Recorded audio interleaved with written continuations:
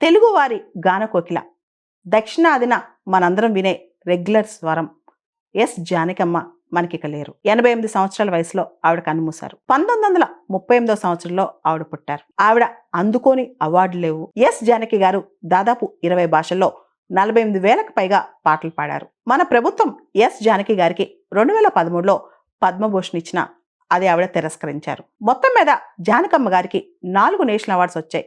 దాదాపు 33 రకరకాల రాష్ట్రాలకు చెందిన ప్రతిష్టాత్మకమైన అవార్డులు ఆవిడను వరించాయి. ఒక సింగర్గా జానకమ్మ గారి కెరీర్ దాదాపు 6 దశాబ్దాలు సాగింది.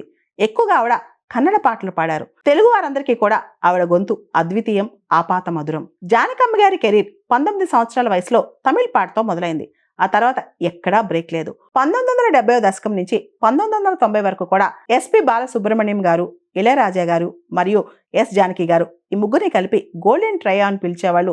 వీళ్ళు ముగ్గురు కలిసి ఏ పాట కంపోజ్ చేసి పాడినా సరే అది సూపర్ హిట్ అయ్యేదంట. 2016లో ఆవిడ స్వయంగా రిటైర్మెంట్ ప్రకటించినప్పటికీ 2018లో కూడా తమిళ పాటలు కొన్ని పాడారు ఆవిడ. మనం చూస్తే గనక తెలుగులో ఆపాత మధురాలెన్నో ఆవిడ గొంతుకు నుంచి వచ్చాయి.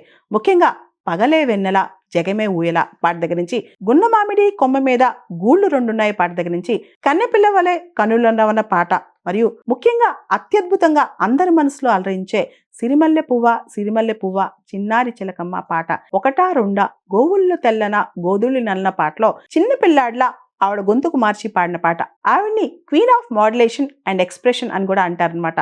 స్వరాలు పలికించడంలో, స్వరాల్ని అన్వయించడంలో, గొంతుకు మార్చి పాడటంలో జానకమ్మ గారు ఆవిడకి ఆవిడే సాటి. ఎస్ జానకమ్మ గారికి శాస్త్రీయ సంగీతంలో ప్రవేశం లేదు. తెలుగు ఆవిడ మాతృభాష అయినప్పటికీ కూడా తమిళ్, కన్నడ, మలయాళం, హిందీ లాంటి భాషలు రాయగలరు, చదవగలరు, అద్భుతమైన పాటలు పాడగలరు. ఆవిడ మాతృభాషలు అవేనా అన్నట్లు స్పష్టంగా ఆ పాటల్లో కూడా ఆవిడ గమకాలు పలికించగలరంట. సువి సువి సువ్వాలమ్మ సీతాలమ్మ పాట దగ్గర నుంచి సందె పొద్దుల కాడ సంపంగి నవ్వింది పాట వరకు కూడా ఆవిడ చూపించని ఎక్స్ప్రెషన్ లేదు, మాధుర్యం లేదు. ఈ పాటల ప్రపంచానికి జానకమ్మ గారి లేని లోటు తీరనిది.